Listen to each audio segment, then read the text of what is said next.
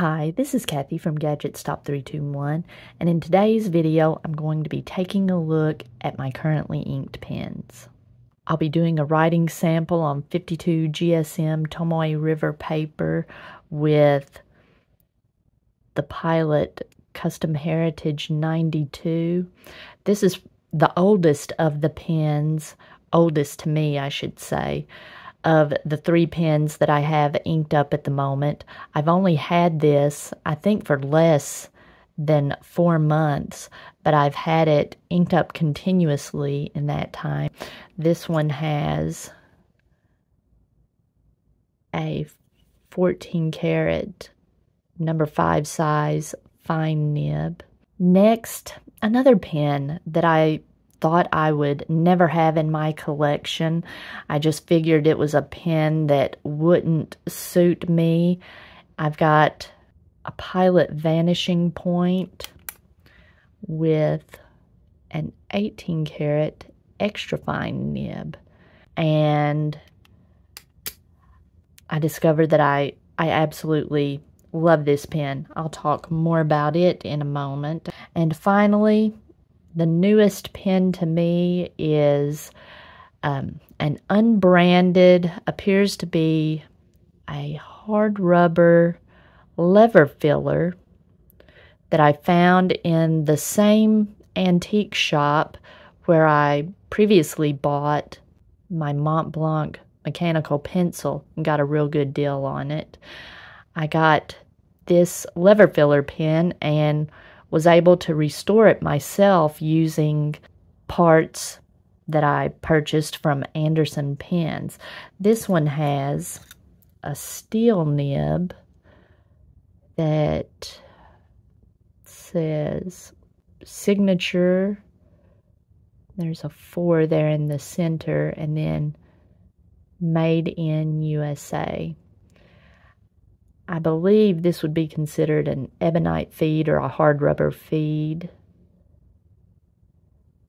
And I'll talk a little bit more about it after I do the writing sample.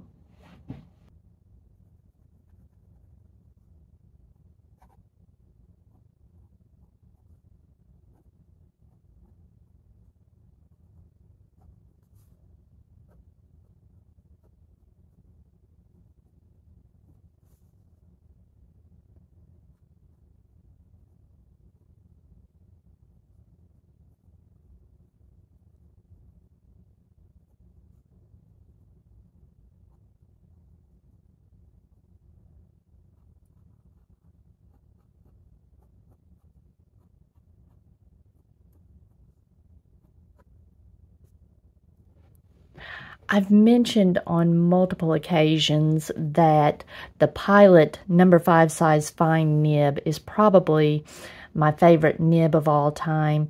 And when I wrote with this for the first time, it writes like the fine nib on my Custom 74, and I absolutely love that pen. But the thing that really does it for me with this pen is just how nicely it posts. I use it most of the time unposted if I'm here at my desk, but if I do take it out and about, take it to a meeting or something, I'll use it posted and it feels great. And I love this pen and ink combination. So I've had this pen inked up continuously for the past 4 months. I'm only on my second fill of ink.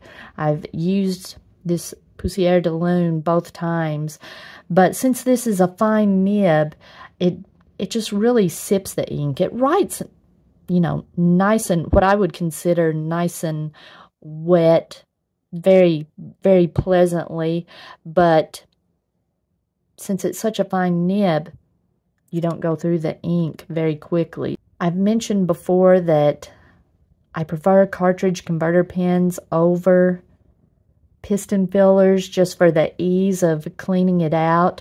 But someone mentioned earlier to me in the comments of a previous video that if you keep it inked up, it will keep the piston lubricated and It'll reduce the need to do maintenance like lubricating the piston, putting piston grease in there or silicone grease. And so this is a pen I can see myself keeping continuously inked up and using along with something like my next pen, the Pilot Vanishing Point.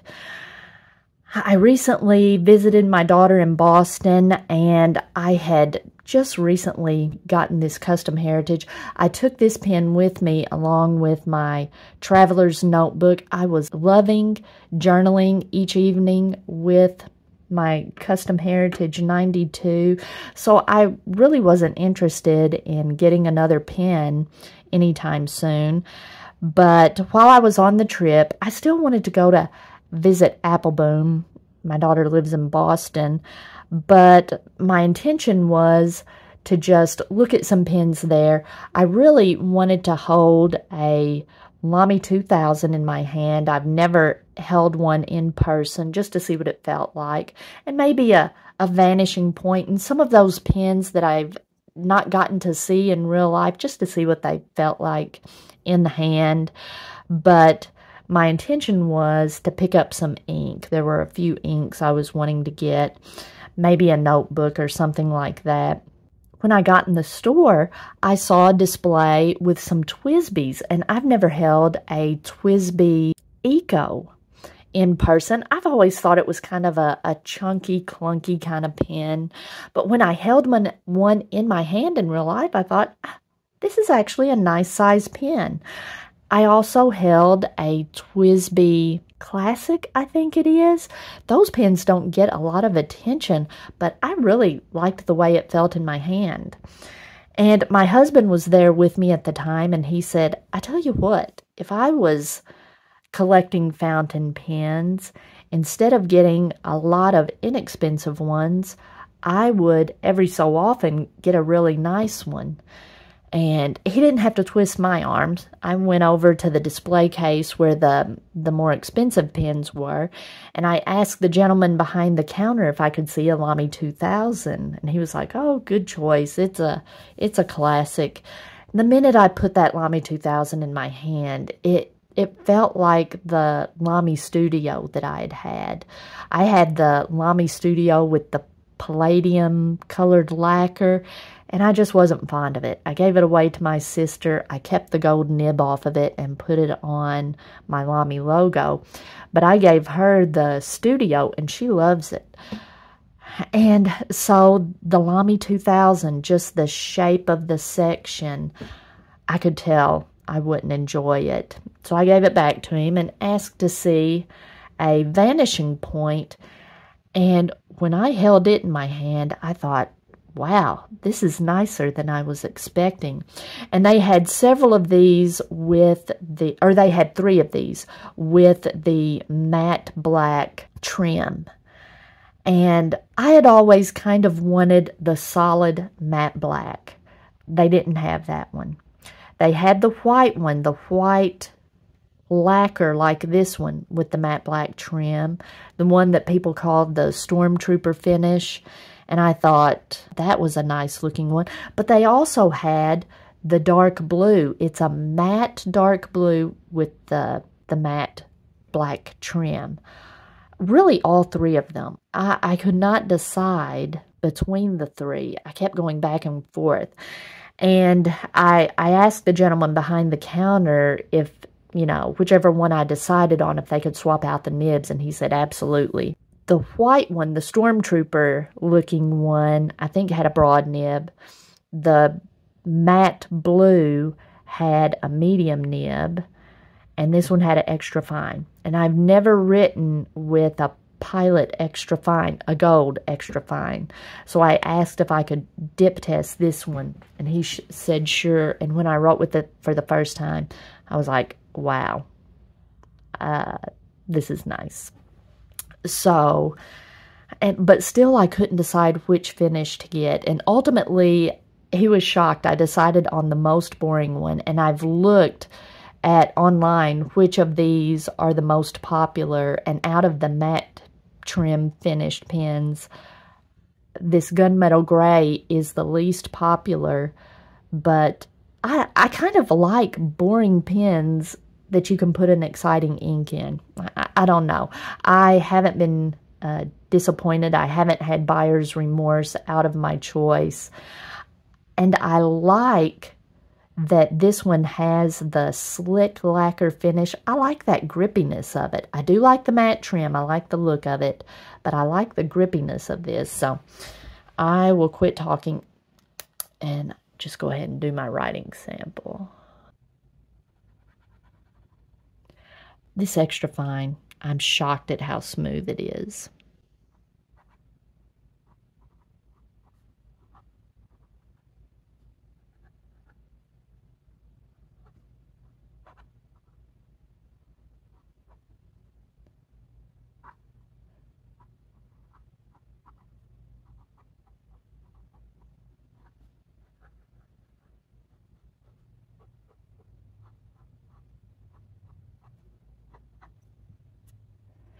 And I asked if they had some Iroshizuku ink cartridges, and they didn't, so I'm just using one of the ink cartridges, one of the Pilot Blue ink cartridges that came with the pen.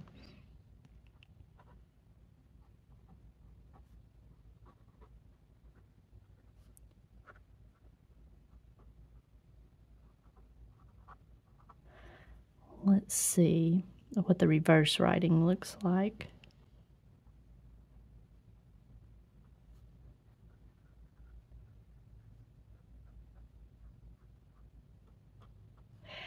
It's a little bit scratchy in the strokes going to the left, but I'm not interested in smoothing this. This is such a fine writing nib. I have no need for something this fine, and I don't want to do anything that could affect the regular writing because I just absolutely love it.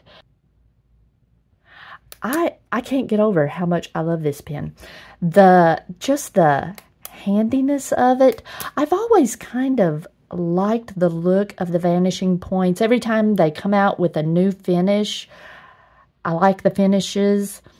They also had several of the pens that had the silver trim, and I'm not as big of a fan of those, though they did have one, the blue carbonesque. That did tempt me a bit, and it was close between that one and this one, but I just like this gray that you can use. You can put like a bright pink ink in this, and pink and gray, I think they look great together. Or you can use something serious and businessy like a blue ink. When I get done with this blue ink cartridge, it's a little bit bright for my taste, a brighter blue.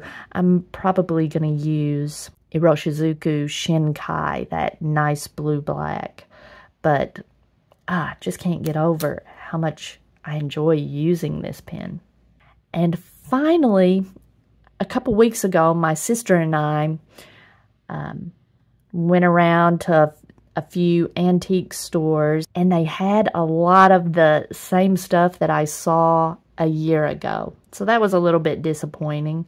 But when I saw that this hard rubber lever filler was just $5, I thought, well, that would be a nice pen to try to do some repair work on and see if that's something I'm capable of.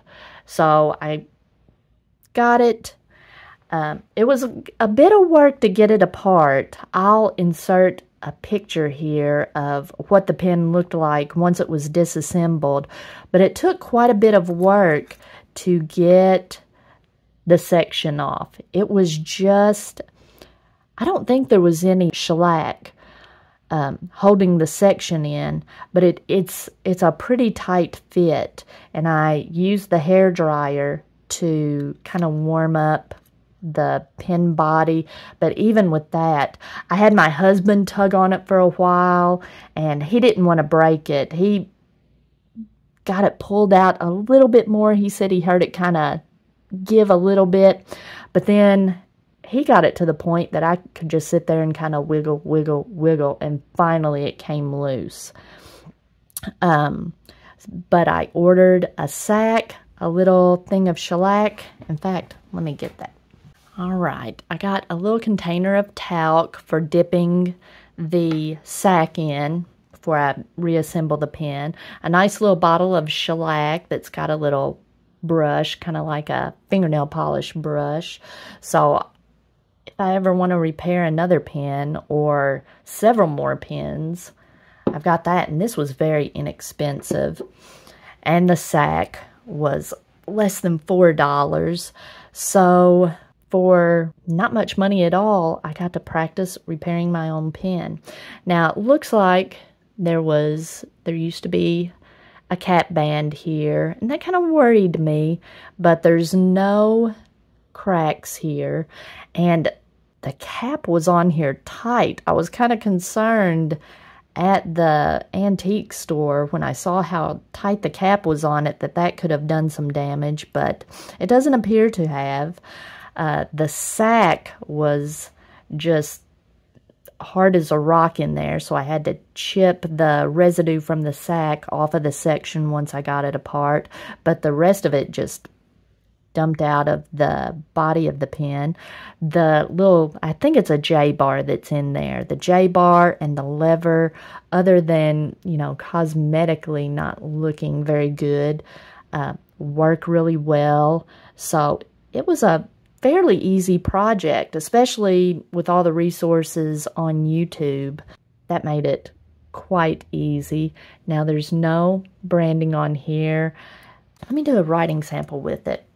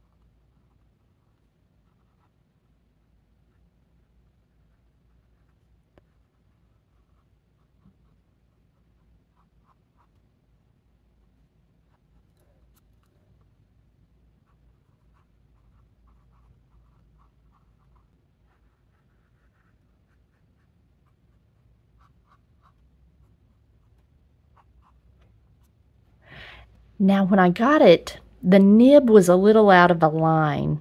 I did go ahead and pull the nib and feed out. It was in there pretty tight. And when I replaced it, this is as far as I could get it back down in there. The nib, when I got it, was down in there a little bit farther, but the feed was not. The feed was kind of sticking out above the nib. And I see that a lot whenever I look at vintage pens that are for sale on eBay. So I don't know if that is as far as it is really supposed to go down in there, down into the section.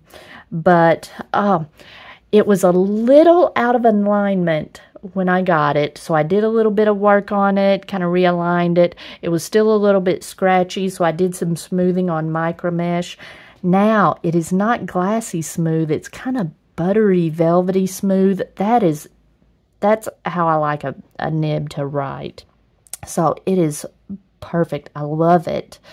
The only issue I have is when I cap this and leave it overnight and come back the next day, I cannot get it to write. I can shake it, I can operate the lever a little bit and try to squirt a little bit of ink out, still will not write. I have to re-dip it in my little sample of Waterman Mysterious Blue. Now, I can sit here and leave it uncapped for a little while and, oh, there it is. It's wanting to dry up. I was going to say Okay, so now I'm kind of seeing the limitations. But it did start writing again. But when I leave it overnight, I have to re-dip it to get it started writing. So I don't know if it's because there's so much of the nib exposed. I know there are these little holes here, but I've seen that on a lot of vintage pens. I'm going to mark this right here and then take the cap off, and then you can see where the edge of the section, that is past those holes. I've kind of looked down in there with the flashlight. I think there's a little ledge that kind of meets up with this, so I don't think these holes are exposing it to air. I think these holes are so that when you uncap it, it doesn't create a suction and pull ink out of the nib. But I don't know. I'm thinking about, when I ink it up again, I'm not going to use Waterman ink. I don't have a bottle of Waterman ink, so filling this lever filler, especially with so long of a nib, I don't think I would even be able to fill it out of this sample. I don't think I would be able to submerge it enough. So my plan was to start using this Sherlock Holmes, Diatramentus Sherlock Holmes. I've got quite a bit of this ink, and I'll be able to dip the nib way down in there. And I'm liking this blue-black. I really want to use a blue ink with this pen. It was fairly clean when I got it. It could stand to be cleaned up a little bit more, though I'm probably just going to be using this at my desk for the time being. I don't know how you would go about fixing the, I guess it's rust corrosion on the hardware. I'm okay with just using it the way it is. I know I've always heard from Wasky Squirrel the principle, do no harm, whenever you're working with vintage pens. And I kind of like the I don't know if I can show it here. This is not perfectly smooth. You can tell it's, I don't know, a hard rubber type of material. It's not, you can tell it's not plastic. And I guess I've seen some hard rubber pens, what's it called? Ebonite pens. When I went to the Van Ness pen shop, they had some, I can't remember the name of it. I'll think of it here in a minute, or I'll put it on the screen. Some nice ebonite pens that were just beautiful. They were just so smooth and so shiny. But I like that this is, I guess, I don't know how to describe it. It's almost slightly bumpy, but still kind of smooth to the touch. And it gives it almost a sparkly look. I don't know if you can see it there, the bumpiness to the finish. I kind of like the look of it. All right. If you found this video helpful, please give me a thumbs up. And if you'd like to see more videos like this, please subscribe to my channel.